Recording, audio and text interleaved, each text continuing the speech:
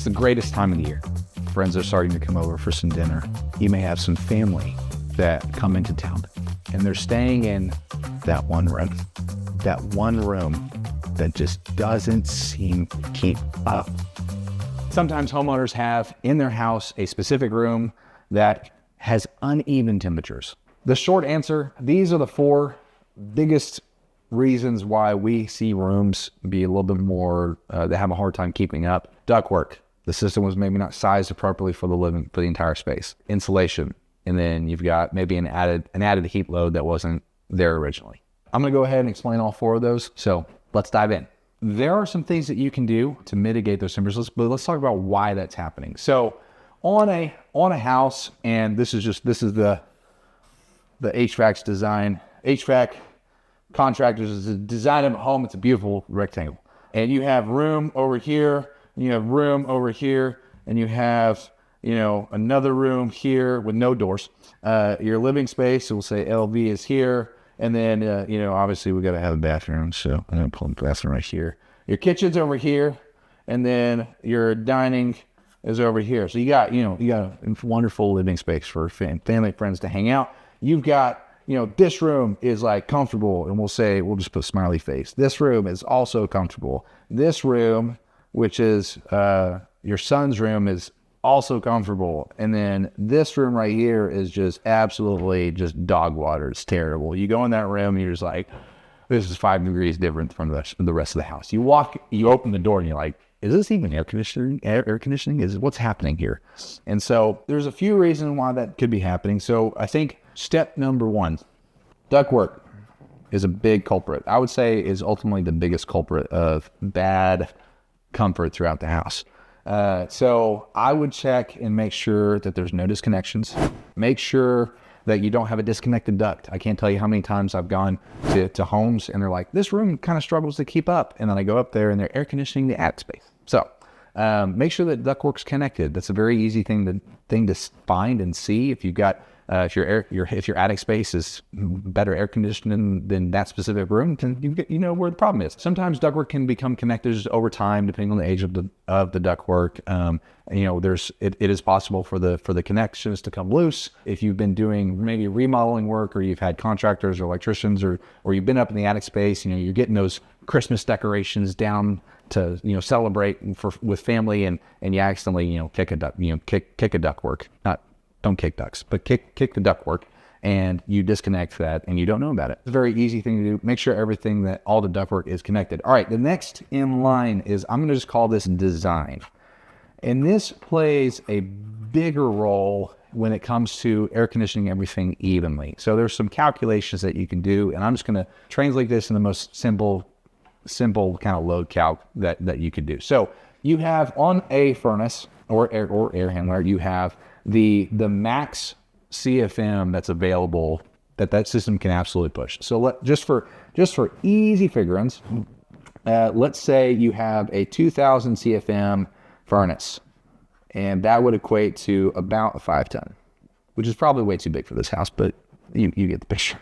So you got 2000 CFM available, and let's say you've got your specific square footage per room, and I'm just because math live is terrifying to me, so I'm just gonna do, this is a 2,000 square foot house. So that tells me that I've got 1 CFM per 1 square foot of the home. And so what you do is you take the individual square footage per room, and you design the ductwork to accommodate that amount of CFM for that room.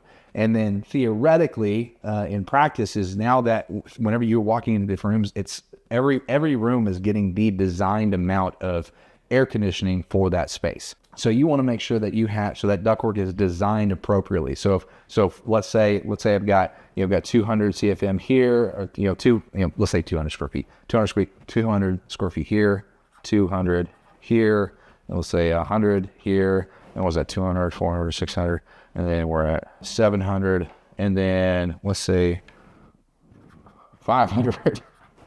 So what are we at? So 200, 400, 600, 100, 700, 700, 500, so 1,200, and then we'll say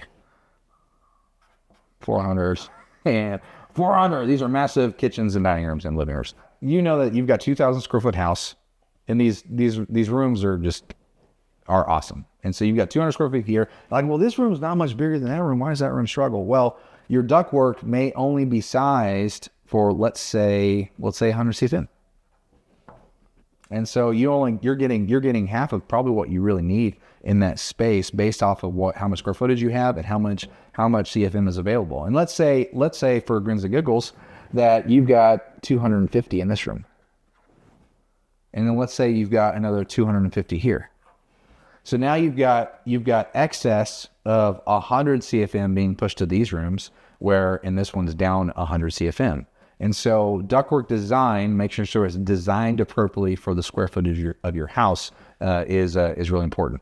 And that is typically done when the house is being constructed, or you're doing a lot of retro. So like you're replacing ductwork at that point. And so our process, if you're doing a flip, if you're moving the system, let's say it was in the ground and you're moving it overhead, or your ductwork's just compromised to a point where it just makes sense to replace, then this is the very loose, rough process that we go through to make sure that it's designed appropriately for the room. And so, because at the end of the day, I don't want you to have hot or cold spots, and that's always a pain. And I don't want your friends or family that's coming over to stay over for Thanksgiving or Christmas, and I don't want them to be uncomfortable. That kind of concludes the ductwork reason as to why you may not be getting that room comfortable. The second biggest reason why your system's not keeping up, let's say it's not sized appropriately, and I'll just put tonnage in parentheses. So this is kind of a more rare situation. This doesn't happen super often, and just as a general practice, I'm okay with you being a little bit more undersized than I am about the system being oversized for the house. But in the circumstances anecdotally, we had a customer where she had a 4-ton system on the house, and she had like 4,000 square feet. And she had hot and cold spots for obvious reasons. Anyways, though maybe the load calculation may have called for that, it was not spray foam. I'm giving you way too much context than what you need to know. But that system was not sized appropriately for the amount of square footage that she had on the home. And so you also have to take in consideration velocity of the air. There's two sides of the coin. I am on one side of the coin and my dad's on the other. My dad likes to feel the air coming out of the vents, which is all fine. You're like, I know my system's working, but he knows that, hey, this system, it's blowing cold air. It's the homeowner's perspective. Hey, the system's working. It feels nice and cool. I'm in the camp that I don't necessarily care to feel the air coming out of the vents as long as the system is sized appropriately. Because I'd much rather have less static pressure on my equipment than I would to be able to necessarily feel the air coming out of the vents. And so that's what I did for my personal house. Is I designed my system at a 0.05 static, so as little of friction on the ductwork as possible, and I still feel the air coming out. The result of that is my system is very quiet.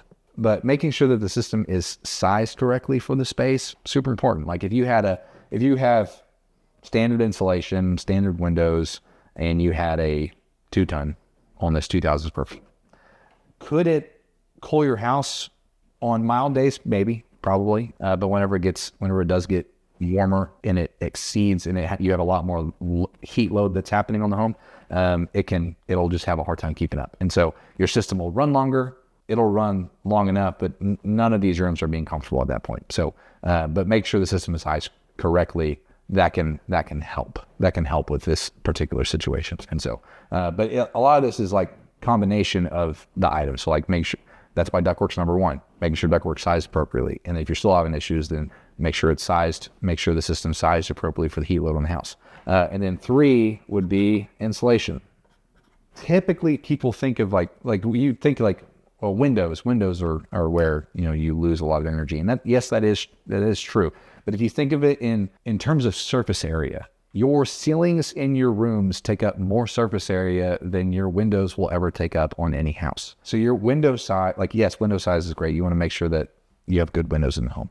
But making sure that your ceiling is insulated is going to be a huge difference in being able to maintain comfort levels inside the home. So let's say you have let's say your ductwork's well connected, it's designed appropriately for the house, the system is sized appropriately for the home, you're still having issues, make sure that insulation is adequate in those areas. It's not uncommon for insulation to be removed from a specific area because of maybe remodel work, or maybe there's a water leak at some point, and the insulation got pushed aside. And so it's not uncommon for there to be missing insulation in areas that the rooms sometimes struggle. And so making sure that insulation is adequate is a big deal. And kind of a general term, like, well, Colby, I have no idea how much, like, I'm looking at my attic and I see insulation, it's there, but I don't know, is it good or bad? So a really easy rule is so your ceiling joists are typically anywhere from 4 inches to 6 inches tall.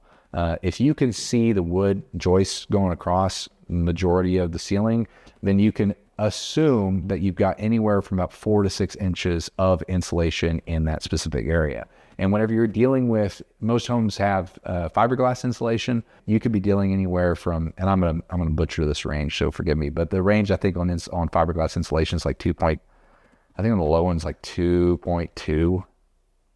It can be up to 3. It can be up to 3 on like some of the higher end fiberglass insulation, but per inch.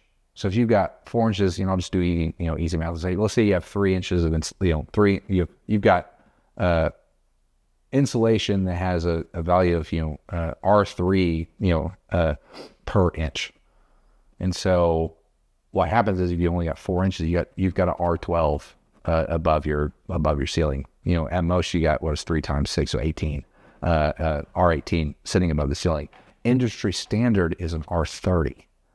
And so if you can see the ceiling joist, you can know that you're well below industry standard for if you're building a new house. And so that would not, if you're building a new house, that wouldn't pass inspection. You have to have, the minimum is an R30, at least in Oklahoma. It's probably different in other states. And so, and I know that the insulation value, R value, is going up. The recommended standard is going up. And so you'll see anywhere, like if you're upgrading your insulation, I would do anywhere from a R30, R36 up to an R50. And so in some cases, if you really want to go above and beyond, then I've seen as high as R60. So last but not least, this is more of a rare occasion. It doesn't happen super often, but it can happen because I have seen it, which is, and I'll just say, added heat load. So you may have a specific room. I'll share the 2 instances where so we live in Oklahoma, and sometimes people like growing plants inside their house. And this particular house had a lot of extra lights, and so those lights produce a lot of heat. And whenever we're designing a home, we're designing the home to help keep cool, a 98, 99 degrees body, like in that room, sleep, nice, comfortable. That's the heat load on the house, heat load for that room. If you add a light, which can vary in temperature drastically depending on what type of lights you use and wattage and whatnot, you're introducing a significantly higher heat load than what maybe that system is designed to heat or cool off. Or to cool off. And so adding any additional heat loads that the system that specific room is not designed for can make it have a hard time keeping up. So like, let's say your ductwork's sized correctly, the system's sized correctly, adequate insulation, but it's still too hot. I would look at any extra added heat loads. And so that's kind of more of a rare occasion. There was a homeowner who had like a studio room. And so like where they did have some extra lights and stuff like that, but they also had some like music gear and whatnot. And so, and I know a lot of the music gear creates a lot more heat, especially when those things are running. And so that kind of concludes 4 of the different reasons why a room may be struggling to keep up. And so, obviously number 1 being ductwork, making sure the system's sized appropriately, and then insulation, and then any additional heat loads that the room was not designed for in the initial build. Thanks for hanging out. If you liked this video, please hit the like button and subscribe.